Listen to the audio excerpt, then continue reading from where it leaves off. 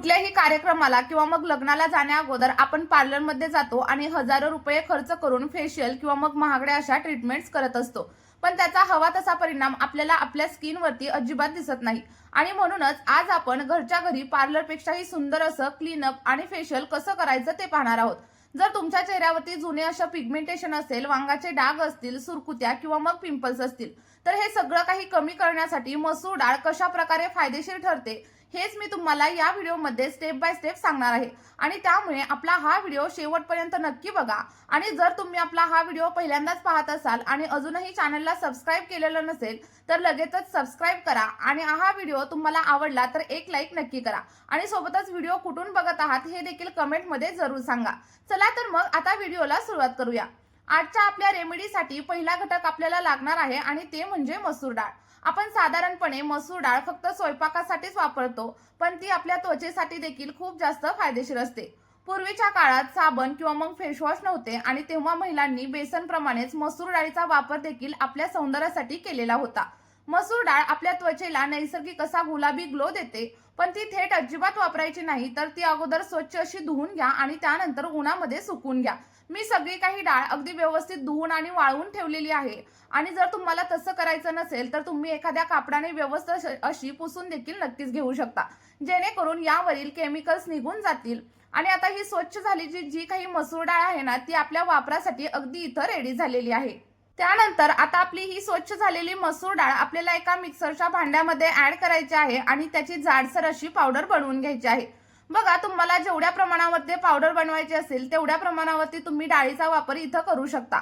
आणि ही पावडर तुम्ही एकदा देखील जास्त प्रमाणावरती बनवून देखील स्टोअर करून नक्कीच ठेवू शकता, कारण ही अगदी 2 ते 3 महिने सहजच टिकते। आणि मोठमोठे सेलिब्रिटी सुद्धा आपल्या अशा घरगुती रेमेडींचा वापर त्यांच्या स्किनवरती करत असतात, कारण नैसर्गिक गोष्टींनी मिळणारी चमक ही काही वेगळीच असते। आता तुम्ही इथं बघू शकता आपली व्यवस्थित अशी पावडर तयार झालेली आहे आणि या पावडरने आपण एकाच वेळी क्लिन्झिंग आणि सोबतच स्क्रबिंगचं देखील काम करणार आहोत। यामुळे आपल्या चेहऱ्यावरील टॅनिंग, काळवटपणा आणि पिंपल्स हळूहळू कमी होण्यासाठी मदत होते।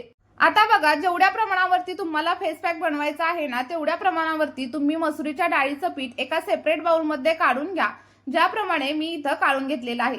आता हे पीठ मी हातापायांवरती देखील अप्लाय करणार आहे, त्यामुळे मी थोडंसं जास्त घेतलंय।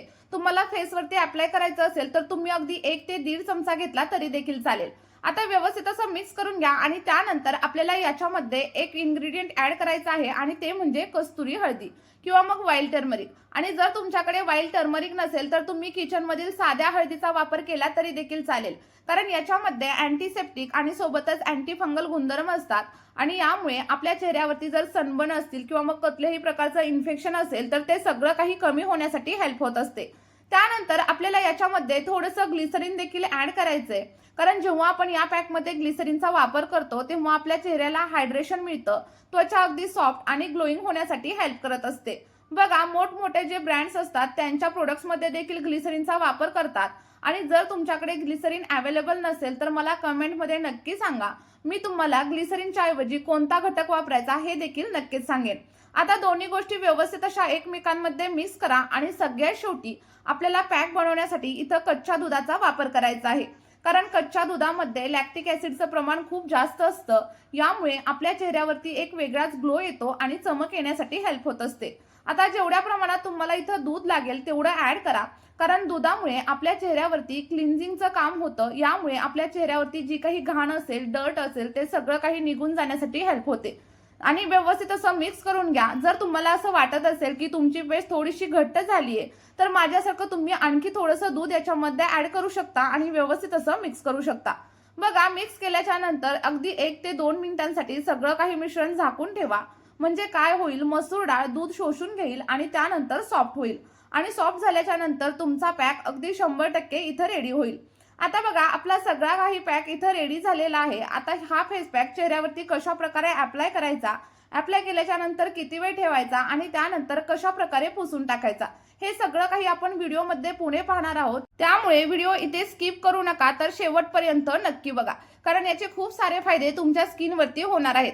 बघा, पॅक अप्लाय करण्याच्या अगोदर जर तुमच्या चेहऱ्यावरती कोणत्याही प्रकारचा मेकअप असेल किंवा मग कोणतीही क्रीम तुम्ही लावलेली असेल, मॉइश्चरायझर किंवा मग फाउंडेशन लावलेलं असेल, तर ते सगळं काही व्यवस्थित असं धुवून घ्या.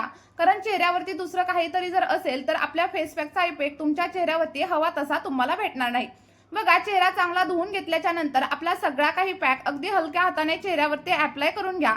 अप्लाय केल्याच्या नंतर अगदी 5 ते 10 मिनिटं सुकू द्या आणि त्यानंतर हलक्या हाताने मसाज करून आपला पॅक काढून टाका. काढल्याच्या नंतर थंड पाण्याने चेहरा वॉश करा आणि त्यानंतर तुम्हाला पहिल्याच वापरामध्ये खूप छान असा रिझल्ट मिळेल. मी असं म्हणणार नाही की तुम्ही जर सावळे असाल तर गोरे व्हाल, पण 1 ते 2 टोन लाईट तुमची स्किन नक्कीच होईल. कारण माझी देखील स्किन सावळी आहे, पण मला या फेस पॅकने खूप छान असे रिझल्ट दिलेले आहेत आणि त्यामुळेच मी तुमच्यासोबत हा शेअर केलाय.